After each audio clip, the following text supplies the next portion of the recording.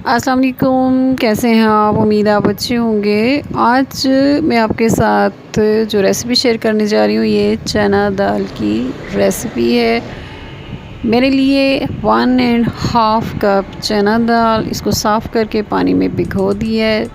1 घंटा ये भीगी रहने के बाद आप इसको वॉश करेंगे छलनी के साथ और इसको खुश्क होने देंगे ताकि इसका पानी अच्छी तरह खुश्क हो जाए। 1 कप ऑयल है ये, इसको पैन में डालते हैं, लेकिन थोड़ा सा ऑयल मैं बचा लूँगी तड़का के लिए। 3 हिस्से ऑयल मैंने डाल दिया।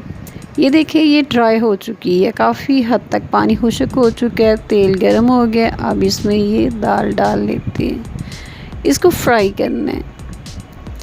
ये इतनी फ्राई करनी है आपने कि अगर आप इसको दांत के नीचे दबा के देखेंगे तो आपको ये थोड़ा पकी और थोड़ी कच्ची सी महसूस होगी और यही परफेक्ट फ्राई होगी दाल।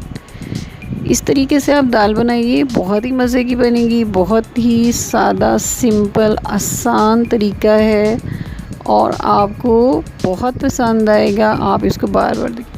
2 चवे लहसुन के लिए थे मैंने, उनको बहुत बारीक काट लिया है। ये तकरीबन 5 मिनट हो चुके हैं फ्राई होते हुए। अब इसमें लहसुन जो है इसको शामिल करेंगे।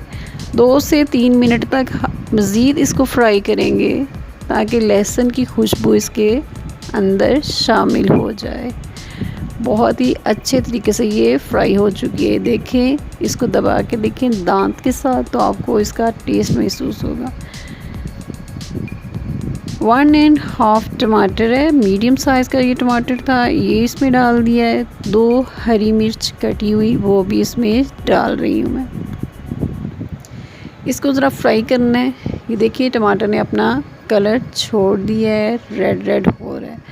अब इसमें नमक, मिर्च और हल्दी डालेंगे। नमक जो है वो 1 टेबलस्पून है, सुरख मिर्च 1 टेबलस्पून और हल्दी जो है ये हाफ़ टी स्पून है, हल्दी भी काफ़ी है।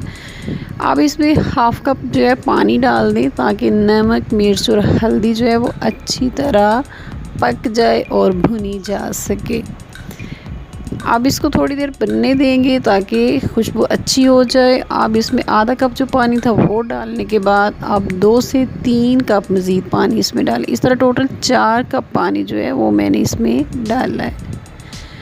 अब इसको अगर आप चाहें तो प्रेशर कुकर में डाल के आप इसको गला सकते हैं, नहीं तो आप इसको हल्की आग पे पकने दें। हल्की आग में ये 30 से 40 मिनट में आपकी बनेगी, लेकिन अगर आप प्रेशर कुकर में बनाएं तो जल्दी गल जाएगी।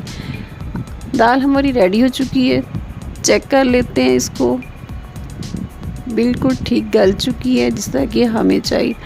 जो ऑयल हमने बचाया था वो फ्राई पैन में डालिए। मोटा कटा प्याज है आधा मेरे पास, वो इसमें जाएगा।